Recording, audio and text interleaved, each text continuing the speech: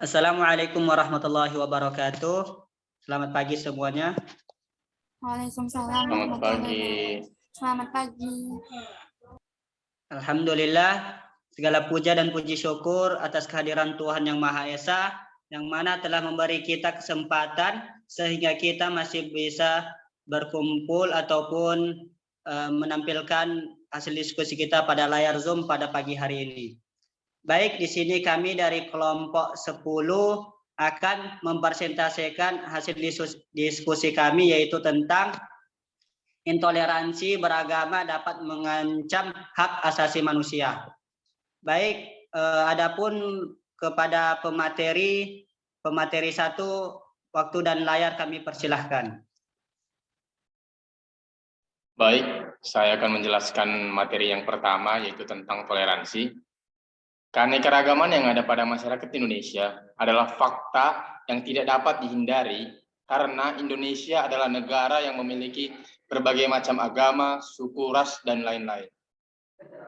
Dalam Kamus Besar Bahasa Indonesia, toleransi mengacu pada sifat atau sikap toleran, yang dimana sikap toleran yaitu menghargai, membolehkan pandangan kepercayaan yang berbeda antar individu dengan individu lainnya atau kelompok dengan kelompok lainnya.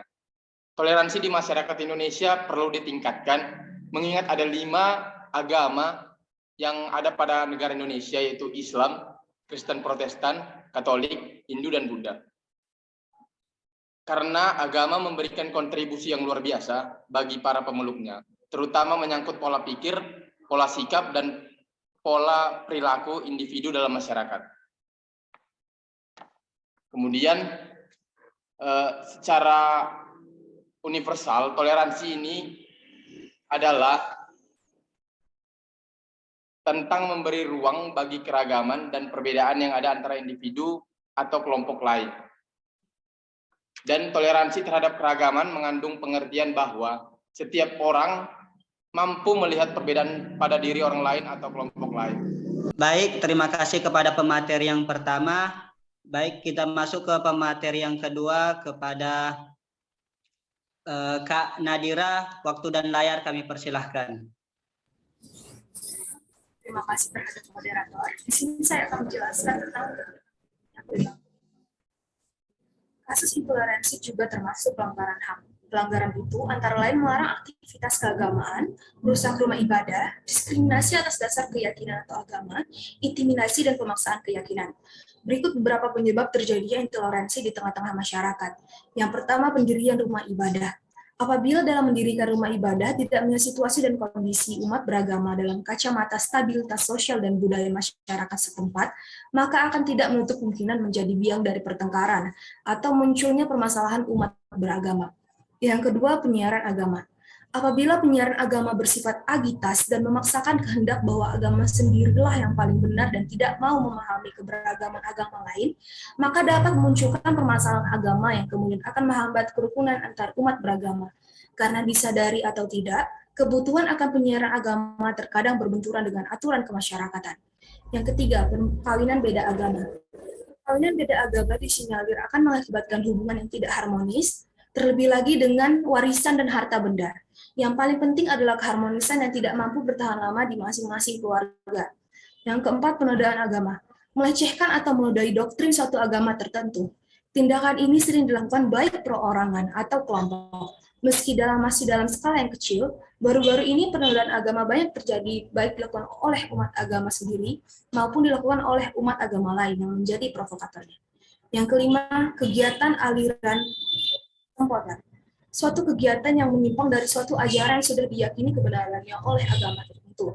Hal ini terkadang sulit diantisipasi oleh masyarakat beragama sendiri. Pasalnya akan menjadi rancu di antara mengindak dan menghormati perbedaan keyakinan terjadi di dalam agama ataupun antar agama. Yang keempat, yang keenam maksud saya, berebut kekuasaan. Saling berebut kekuasaan masing-masing agama maupun saling berebut anggota atau jemaat dan umat, baik secara intern maupun antar umat beragama untuk memperbanyak kekuasaan. Yang ketujuh, beda pentafsiran. Masing-masing kelompok di kalangan antar umat beragama mempertahankan masalah-masalah yang prinsip, misalnya dalam perbedaan penafsiran terhadap kitab suci dan ajaran-ajaran keagamaan lainnya, dan saling mempertahankan pendapat masing-masing secara fanatik dan sekaligus menyalahkan yang lainnya. Dan terakhir adalah kurangnya kesadaran. Masih kurang kesadaran di antar umat beragama dari kalangan tertentu yang menganggap bahwa agamanya lah yang paling benar. Misalnya di kalangan umat Islam yang dianggap lebih memahami agama, dan masyarakat Kristen yang menganggap bahwa di kalangannya yang paling benar. Terima kasih. Baik, terima kasih kepada pemateri yang kedua. Selanjutnya kita masuk ke pemateri yang ketiga yang akan dibawakan oleh kakak kita Agnes. Kepada Kak Agnes, waktu dan layar kami persilahkan.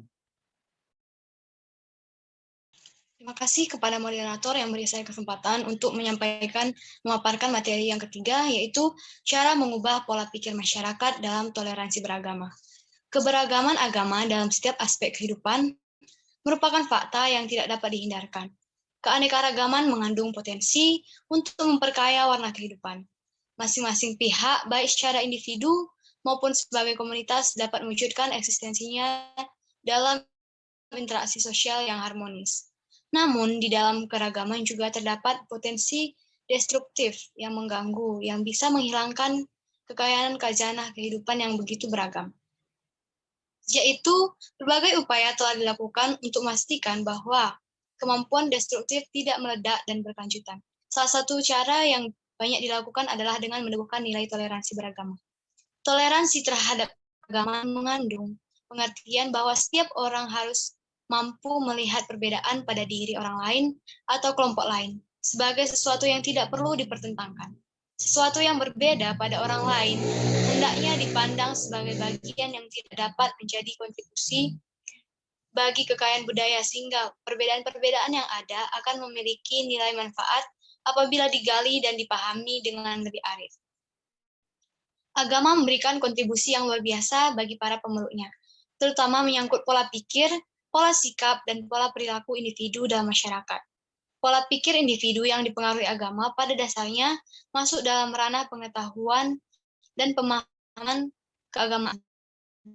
Agama mempengaruhi kehidupan manusia, yang mana agama memiliki perintah dan larangan, atau dengan kata lain batasan-batasan bagi pemeluknya, sehingga menimbulkan pola pikir yang berbeda-beda. Pola pikir manusia memang berbeda-beda karena dilihat dari latar belakang yang berbeda, baik agama, lingkungan, keturunan, dan makanan. Agama yang di dalamnya terdapat ajaran beserta aturan, dan hal itu bersifat memaksa, maka dengan demikian menjadikan pola pikir yang berbeda. Lingkungan yang berpengaruh besar menjadikan manusia harus mengimbangi sesuai dengan lingkungannya. Keturunan pun menjadi pola pikir yang berbeda. Apabila ia dari keturunan orang yang mengenal pendidikan, maka orang tua menginginkan anaknya menjadi yang lebih baik dari dirinya. Pendidikan juga berperan penting menjaga toleransi antar umat beragama. Karena dengan pendidikan dapat mengubah pola pikir yang menciptakan manusia yang bermoral dan sopan santun, merubah nasibnya seseorang atau memperbaiki taraf hidupnya seseorang. Pendidikan bertujuan untuk mendidik masyarakat menjadi lebih mengerti daripada yang selama ini belum dimengerti oleh masyarakat itu sendiri.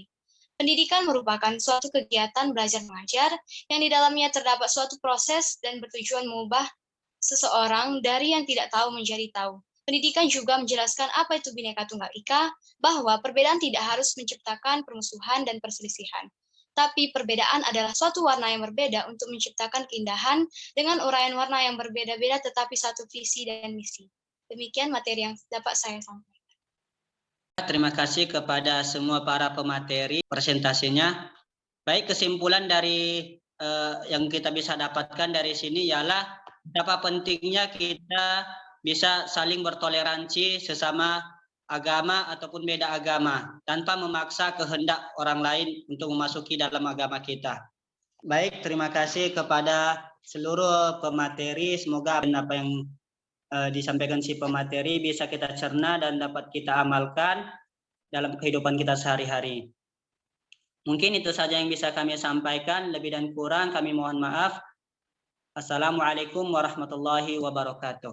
Waalaikumsalam warahmatullahi wabarakatuh.